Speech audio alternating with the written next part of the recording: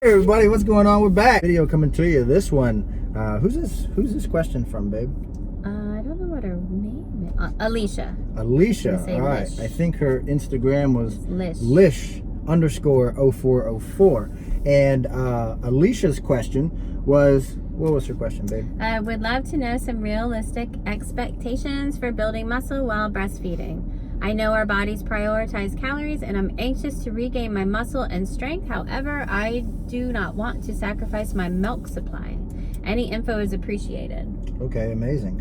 So I would have to take it that you likely stopped working out, or maybe you weren't working out towards the tail end of your pregnancy, or maybe you had your baby and you took 30 to 40 days off of training, which if you did that, and you are somebody who wants to try to regain some of your tissue integrity from resistance training, and you just had a baby, what we would highly recommend is that you first and foremost go ahead and go back to our previous video. Yes. Maybe we'll post that before this one. Yes, And we talk all about, for 15 minutes, we talk about what you should do in the first 30 days after in the postpartum period. Realistic expectations for building a muscle while breastfeeding. So there's a lot of things to be able to consider there. Number one is going to be, first and foremost, energy availability. And so we made another video too about nutrition. Okay, so if you want, take right now, like stop the video, go watch the previous video about how to set up your nutrition for postpartum. That's going to be very important as well, to be able to make sure that you have really good supply for your child. Now, after you watch those two videos, I think we're in a really good spot to go ahead and start this video. So, realistic expectations for building muscle postpartum. If you're somebody who has not had a novel stimulus placed upon your muscles in a prolonged period of time, whether that be a month, 2 months, 3 months, 4 months, guess what? Chances are you'll probably get a novel stimulus by going in and doing maybe 2 sets of a specific exercise. Yes, I said 2 sets. It's not going to require much to get sore, okay? So don't go back on day one and be like, oh yeah, I'm going to crush it. I'm going to do 8 different exercises for my glutes because I want to build a booty. You probably only have to do like 1, 2 exercises and call it. Like, you don't have to do a lot. And I know that for some of you, you're like, what? That's not even enough. If you do one exercise per muscle group for your lower body, you'll be doing 1 for quads, hamstrings, glutes, calves, whatever else you want to do. I can guarantee you, if you have not had that stimuli placed upon your muscles in a long period of time, you will get sore. And it could be a couple months. Mama. I mean, well, most of us get so uncomfortable like around 35, 36 weeks. It's just, you just that we're done. Yeah. So, and then if you listen to my last video, you're taking some time off after your labor and delivery. Right. And then so now you're at around 2 months off. So just think about that logically. So you're going in there. I mean, for me, I like to, when I first started, I just did total body. I just picked 1 exercise for each body part and did 2 sets. Nothing to failure. Well, the thing is, right, is that you're not putting yourself into such a energy deficit by doing like an insane amount of exercises. When you were doing your total body split, I think you were doing like, she was doing like a leg press, an RDL, like an overhead press, and maybe a pull down. And a pull, exactly. And that's it. Yeah. That's it.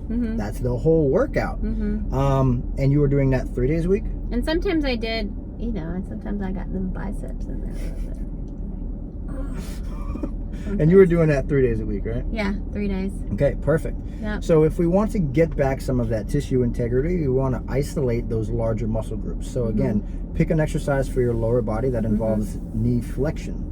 Pick an exercise for your lower body that involves some type of hip hinge, and then obviously some type of vertical pull down or some type of overhead press, something like that. And you could hit a lot of your larger muscle groups by doing that. So is muscle building realistic for a postpartum mother? Yes, absolutely it is. You just have to make sure that you're nourishing yourself enough to be able to support the recovery of your workouts, but also nourish the creation of lactation for your child. Now, your body's naturally going to want to produce this lactation anyways because of increased prolactin, okay? Now, what was that? There was some research, right? And it basically, the research stated that only in nutrient deprived countries was extreme a poverty. reduction in lactation noticeable, right? Yes. In their research. Yes. However, I'm not trying to go 100% against the data or the research, but I've worked with enough pregnant women, nursing mothers, to have seen a reduction in lactation just by having a small reduction in calories by about 300. Okay, so it's very, very common that most women want to lose body fat within the first 6 to 12 months of them delivering their child. However, what I try to do is I try to get them as far away from that thought process as possible, so that we can actually fuel them, we can optimize their metabolism, we can make sure they're eating enough calories to make sure that they can recover from both the birth of the child, creating lactation for the child, their own personal fitness in the gym, and any kind of muscle damage that they're causing to their bodies. So I would highly recommend you avoid trying to approach fat loss for at least the first 6 months. And what does that do mentally to your mind, like stress levels when they're trying to diet that early too? And then how does that connect with not producing? Well, you're already stressed. Yeah. Right? So you're already in a state of stress because you delivered. You're already in a state of stress, likely feeling depression because the hormonal prolactin is high, right? So if you take that into consideration, you couple that with a caloric deficit. You're trying to push for fat loss when prolactin actually isn't allowing you to push for fat loss.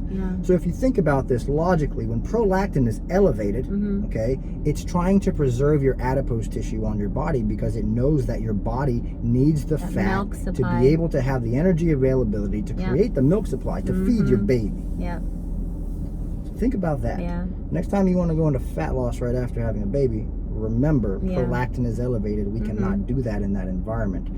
Prolactin, however, does start to taper off after 4 to 6 months. This is why I say 6 months. It might be a good time frame, depending on how you feel, to possibly start a phase where you're trying to put yourself into a caloric deficit to start to oxidize fat. From that point, though, talking more about prolactin, there doesn't seem to be any research out, or there doesn't seem to be any negative feedback with regards to prolactin negatively impacting protein synthesis and human growth hormone. So to my knowledge, at least, just because prolactin's elevated doesn't mean you won't have the ability to build muscle.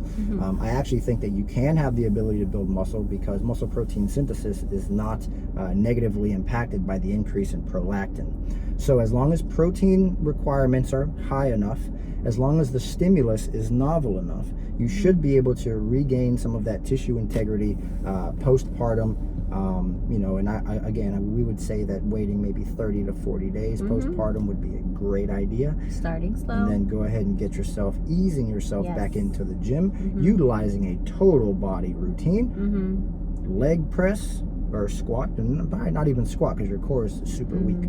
So what I would say is some type of knee flexion exercise. Leg press is a safe environment. An RDL, again, pretty safe environment as long as you're controlling your active range of motion. Some type of overhead press, some type of pull down, maybe a chest press if you're feeling antsy. And then like Tanya, if you ever want to train your biceps. And we'll have to do a video later on about, obviously the core is extremely important and easing back into that. That's a whole nother video. That is a whole nother video. Anything else you want to add to that in regards to building muscle postpartum? You can, right? You can. You strong mamas, you be strong mamas. Go build that muscle. Make them gains. Yes. Peace.